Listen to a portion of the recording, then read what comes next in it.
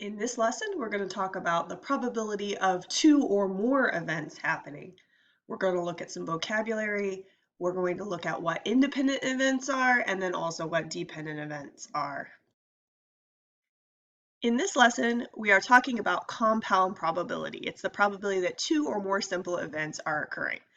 For example, let's say I have a spinner and I'm spinning it 3 times. What's the probability that I get a red space all 3 times?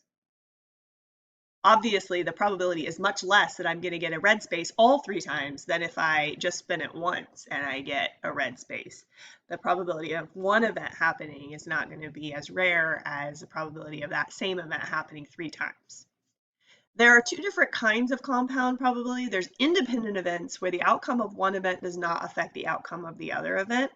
For example, spinning a spinner, the probability is going to be the same every single time that I get that red space. The probability of 2 independent events is found by multiplying the probability of the first event by the probability of the second event. Dependent events, the outcome of one event does affect the outcome of the second event. For example, I choose a marble out of a bag and I don't put it back. Now there are less marbles in the bag.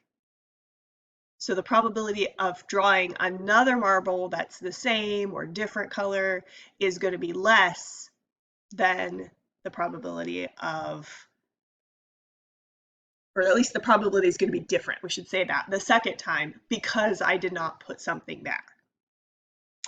So let's talk about how to do independent events. A card is randomly drawn from a standard deck of cards, and then a date in the month of June is chosen at random. Okay, so we're going to find, that's our 2 events. A card is drawn from a standard deck of cards, and then we're going to choose one date. Let's say we have all the dates written on a piece of paper for the month of June, and we just randomly pull it out of the bag. So there are 52 cards in a deck, and there's 4 of each kind. So there are 4 2s and 4 3s and 4 kings. There are 4 aces. So the probability of drawing an ace is 4 out of 52 or 1 out of 13. And then the probability that if I have all the dates in June on a piece of paper, what's the probability that I'm going to get an odd?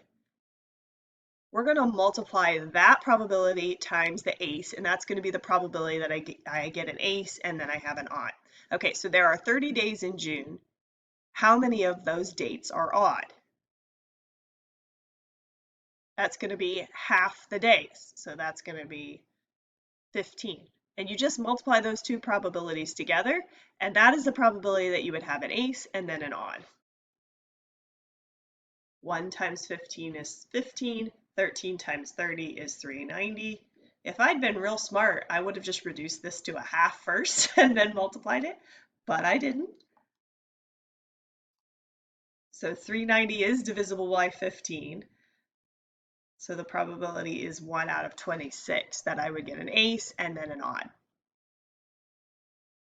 Probability that I draw a spade and then a multiple of 4. So spade, there are 13 spades out of a deck of 52. In other words, there's a fourth of the cards in the deck are spades. And then a multiple of 4. So let's think. So that's 4, 8, 12, 16, 20, 24, 28. So that's 1, 2, 3, 4, 5, 6, 7 out of 30 days in June. That does not reduce because 7 is prime and 7 doesn't go into 30. So 1 times 7 is 7 and 4 times 30 is 120. So the probability of getting a spade and then a multiple of 4 out of the other bag is 7 out of 120. So these are independent because they don't have anything to do with each other. I'm not drawing another card out of this deck of cards without putting it back. These 2 things don't have anything to do with each other, so it's just the probability of one times the probability of the other. In dependent events, the outcome of one event affects the outcome of the other event, typically because an item has been selected and then not replaced. The probability of 2 dependent events is found by multiplying the probability of the first event by the probability of the second event after the first event has already occurred. So let's look at some examples. A bag contains 16 lottery balls numbered 1 through 16. A ball is drawn and not replaced, and then another is drawn. So to start off with, the probability of getting an even ball is something out of 16. 2, 4, 6, 8, 10, 12, 14, 16, that's 8 out of 16, which is 1/2 for evens. The probability of getting an even. Probability of getting an odd is now not 1/2 because we took it out and we didn't put it back. So now there are only 15 balls in there. Now, one important note is we're going to always assume that the first one is successful. So if it was a probability of even and then another even, we would only have 7 evens left out of 15. So we always assume that that first event is sort of successful when we're trying to figure out what the second event is going to be when we're talking about dependent events where it's not replaced.